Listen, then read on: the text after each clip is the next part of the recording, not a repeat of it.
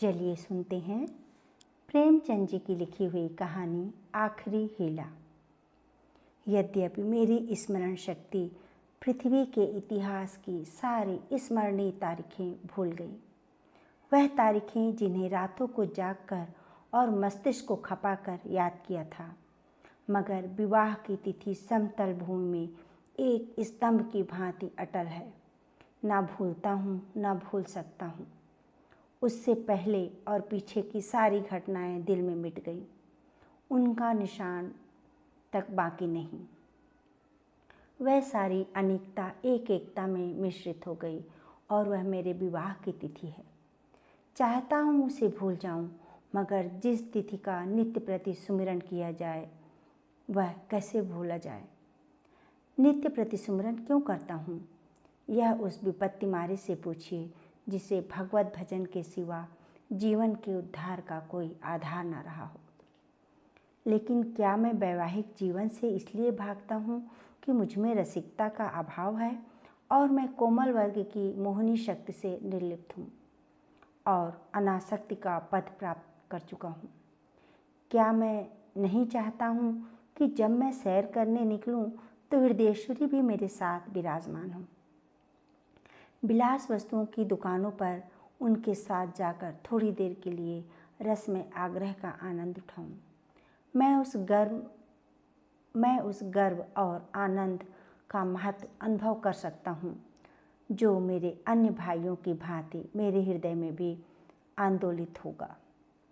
लेकिन मेरे भाग्य में वह खुशियाँ, वह रंगरलियाँ नहीं हैं, क्योंकि चित्र का दूसरा पक्ष भी तो देखता हूँ। एक पक्ष जितना ही मोहक और आकर्षक है, दूसरा उतना ही हृदय विदारक और भयंकर। शाम हुई और आप बदनसीब बच्चे को गोद में लिए तेल या ईंधन की दुकान पर खड़े हैं। अंधेरा हुआ और आप आटे की पोटली बगल में दबाए गलियों में यूं कदम बढ़ाए हुए निकल जाते हैं मानो चोरी की है। सूर्य निकलता और बालकों को गोद में लिए होम्योपैथिक डॉक्टर की दुकान में टूटी कुर्सी पर आरूढ़ है। किसी खोचे वाले की रसीली आवाज़ सुनकर बालक ने गगनभेदी विलाप आरंभ किया और आपके प्राण सूखे। ऐसे बापों को भी देखा है जो दफ्तर से लौटते हुए पैसे 2 पैसों की मूंगफली या रेवड़ियाँ लेकर लज्जास्पद शीघ्रता के साथ मुंह में रखते चले जाते हैं कि घर पहुँचते पहुँचते बालकों के आक्रमण से पहले ही यह पदार्थ समाप्त हो जाए।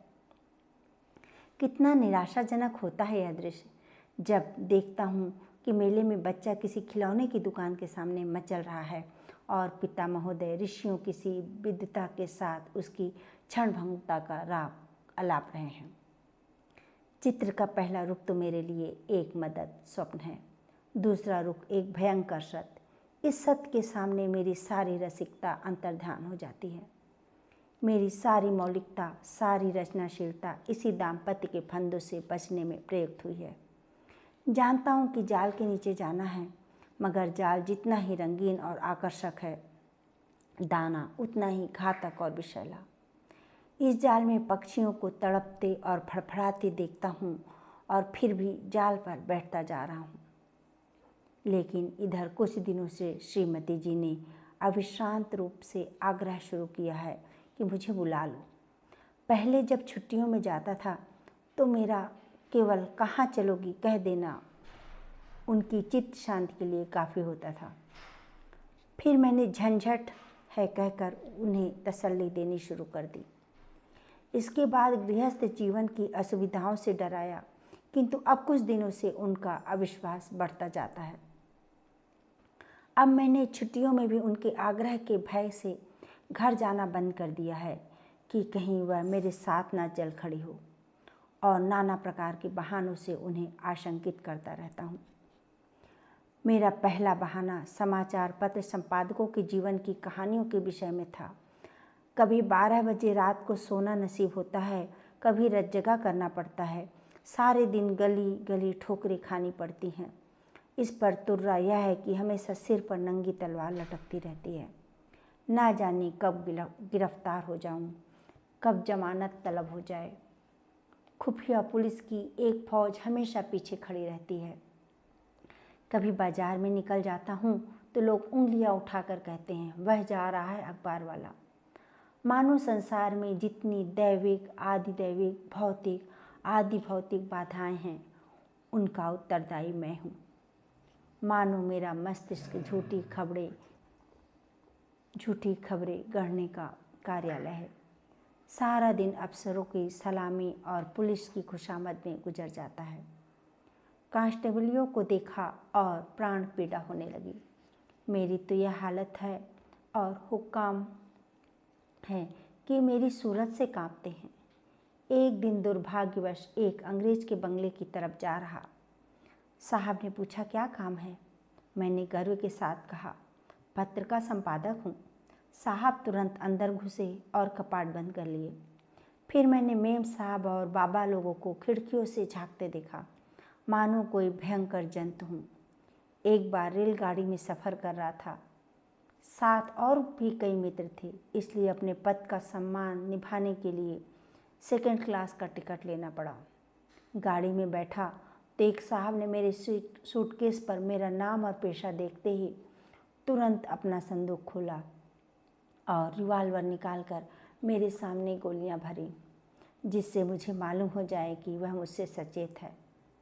मैंने देवी जी से अपनी आर्थिक कठिनाइयों की कभी चर्चा नहीं की, क्योंकि मैं रमणियों के सामने यह जिक्र करना अपनी मर्यादा के विरुद्ध समझता हूँ।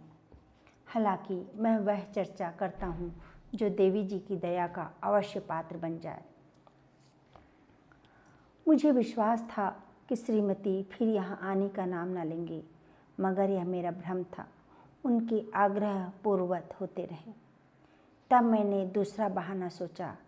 शहर बीमारियों के अड्डे हैं। हर एक खाने पीने की चीज़ में विष की शंका।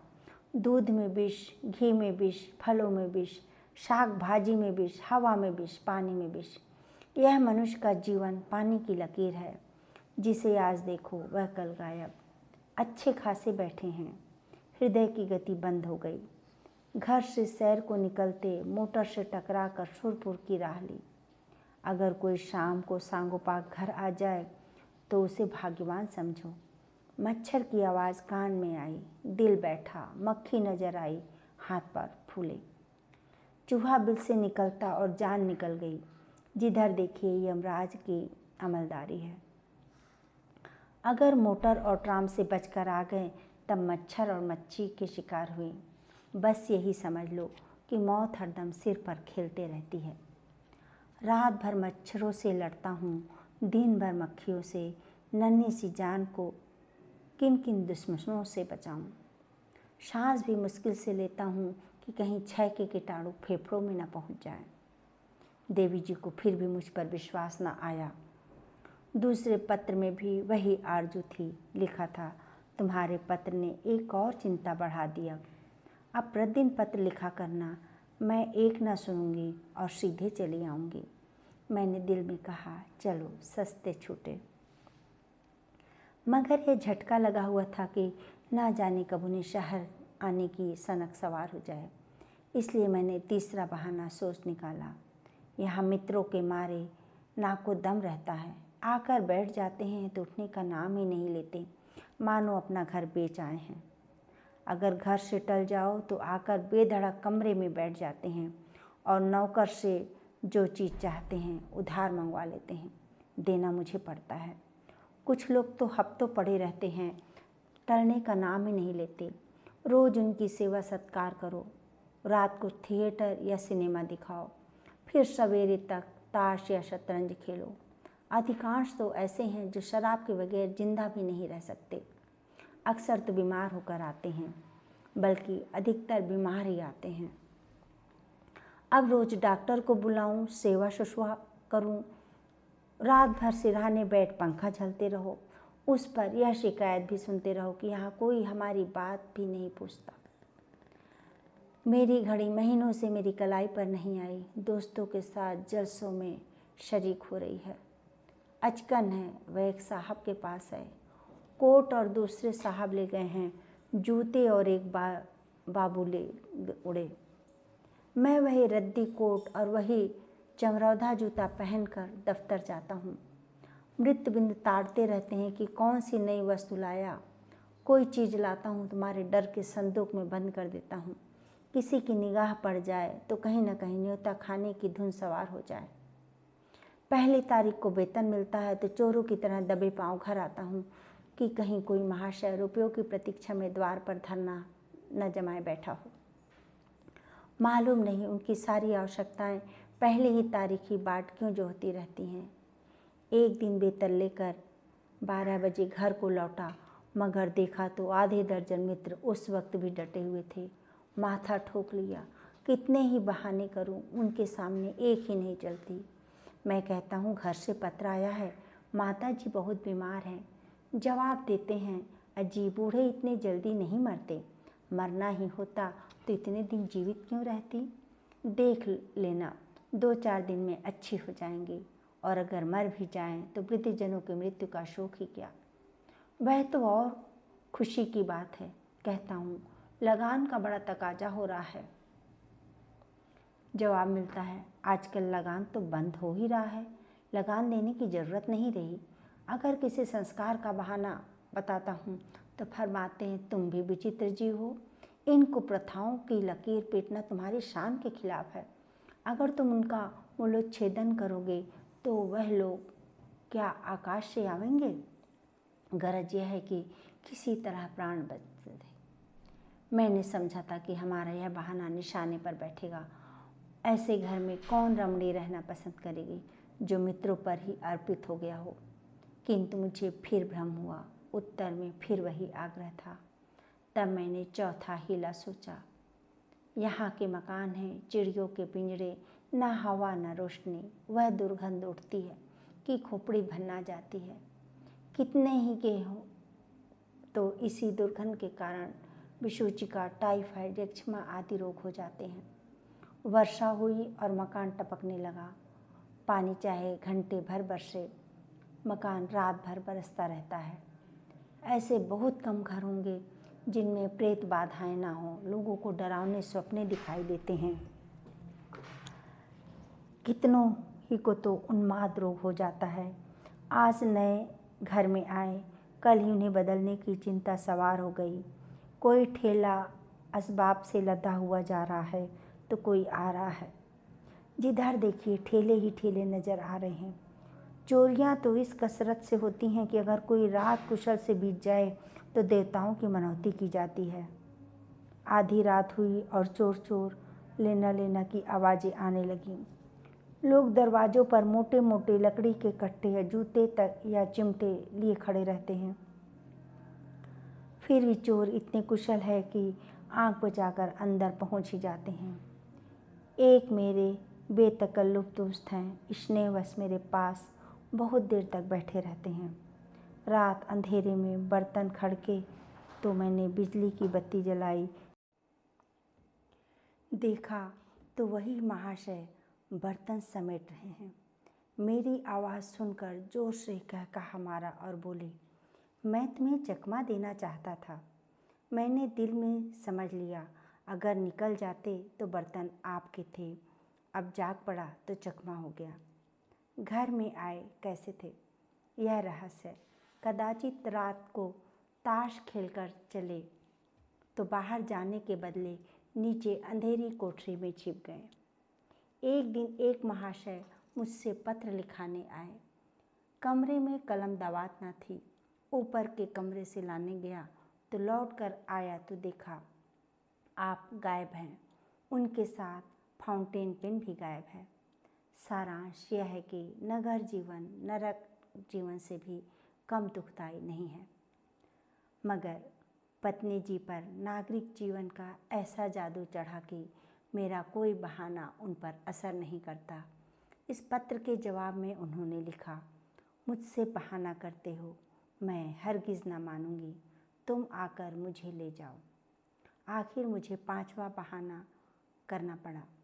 यह खोचे वालों के विषय में था। अभी बिस्तर से उठने की नौबत नहीं आई कि कानों में विचित्र आवाज़ें आने लगीं। बाबुल के मीनार के निर्माण के साथ ऐसी निरर्थक आवाज़ें न आई होंगी। वह खोचे वालों की शब्द क्रीड़ा है। उचित तो यह था, यह खोचे वाले ढोल मंजीरे के साथ लोगों को अपनी चीज़ों की ओर आकर्षित करते, मगर इन औंधी अक्ल वालों को यह कहाँ सोचती है। ऐसे पैशाचिक स्वर निकालते हैं कि सुनने वालों के रोए खड़े हो जाते हैं। बच्चे माँ की गोद में चिपट जाते हैं। मैं भी रात को अक्सर चौंक पड़ता हूँ। एक दिन तो मेरे पड़ोस में एक दुर्घटना हो गई। 11 बजे थे। कोई महिला बच्चे को दूध पिलाने उठी थी। एकाएक जो किसी खोचे वाले की भयंकर ध्वनि कानों में आई तो चीख मारकर चिल्ला उठी और फिर बेहोश हो गई। महीनों की दवा दारू के बाद अच्छी हुई और रात को कानों में रुई डालकर सोती है। ऐसे कृत्य नगरों में नित्य होते रहते हैं। ऐसे ही मित्रों में कई ऐसे हैं जो अपनी स्त्रियों को घर से लाए हैं, मगर बेचारियां दूसरे ही दिन इन आवाज़ों से भयभीत होकर लौट गईं। श्रीमती जी ने इसके जवाब में लिखा, तुम समझते हो मैं खोचे वालों की आवाज़ों से डर जाऊंगी? यहाँ गीदड़ों का हवाना और उल्लुओं का चीखना सुनकर तो डरती नहीं, खोचे वालों से क्या डरूंगी।